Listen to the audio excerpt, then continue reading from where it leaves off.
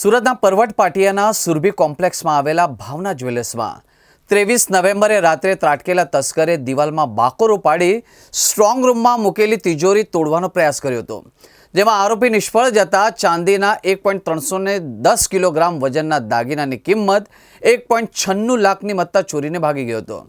જોકે સીસીટીવી ફૂટેજમાં તસ્કરો બીજું કોઈ નહીં પરંતુ પડોશી દુકાનદારે 5 લાખ રૂપિયાનું દેવું થતાં પોતાની અને બાજુની ફૂટવેરની દુકાનની દિવાલમાં બાકોરો પાડી કરામત કર્યાનું બહાર આવ્યું હતું।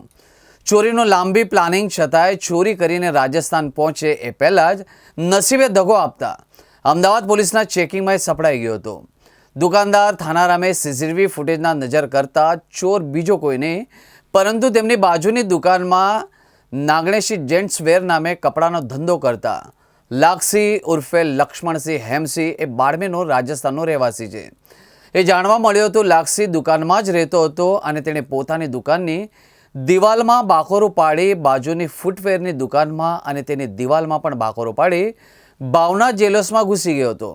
પોલીસે તુરત ટેકનિકલ સર્વેલન્સમાં લાક્ષીનું પગેરું મેળવવાની કવાયત હાથ ધરતા એ બસમાં બેસી વતન રાજસ્થાન તરફ જઈ રહ્યો હોવાનું જાણવા મળતા અમદાવાદની દરિયાપુર પોલીસની મદદ લઈ તેને ઝડપી પાડ્યો હતો।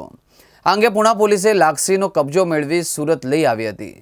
આરોપીની પૂછપરછમાં તેણે કબૂલ્યું કે 5 લાખ રૂપિયાનું દેવું થઈ જતા તેણે ચોરી કરી હતી।